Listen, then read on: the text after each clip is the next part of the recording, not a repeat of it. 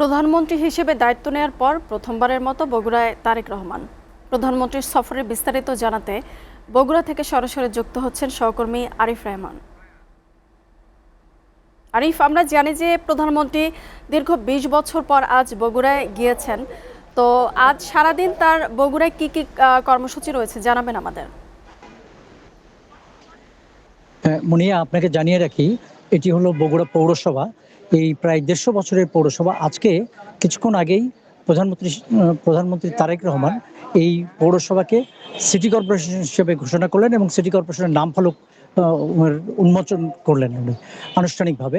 এবং এই আনুষ্ঠানিকভাবে সিটি কর্পোরেশনের নাম ফলক উদ্বোধনের মধ্য দিয়ে বগুড়া পৌরসভা বিলুপ্ত হয়ে গেল এবং এই বগুড়া পৌরসভা এখন থেকে নগর হিসেবে বিবেচিত হবে এবং নগর হিসেবে রূপান্তরিত হলো।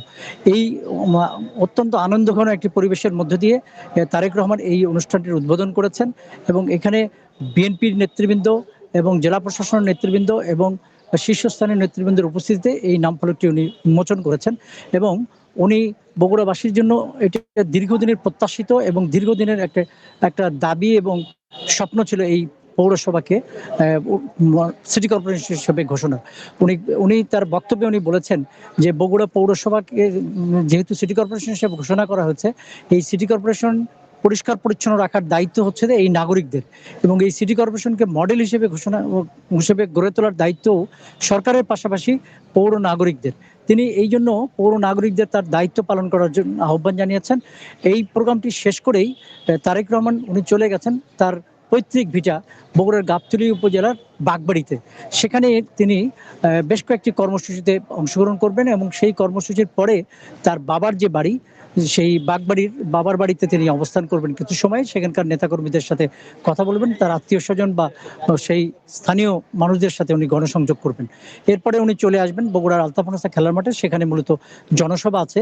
আর আপনাকে একটি বিষয় জানিয়ে রাখি যে বগুড়ায় আজকে তার জনসভাকে কেন্দ্র করে খুব সকাল থেকে বগুড়ার বিভিন্ন গ্রাম অঞ্চল এবং দূর দূরান্ত থেকে লোকজন আসছে এই জনসভায় তার বক্তব্য শোনার জন্য এবং বিভিন্ন কর্মসূচিতে যোগ দেওয়ার জন্য।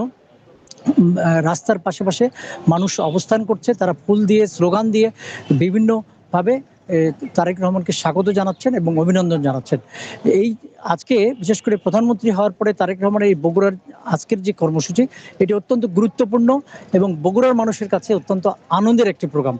এই ছিল আমার কাছে আজকের তারেক রহমানের প্রোগ্রাম নিয়ে সর্বশেষ অবস্থা।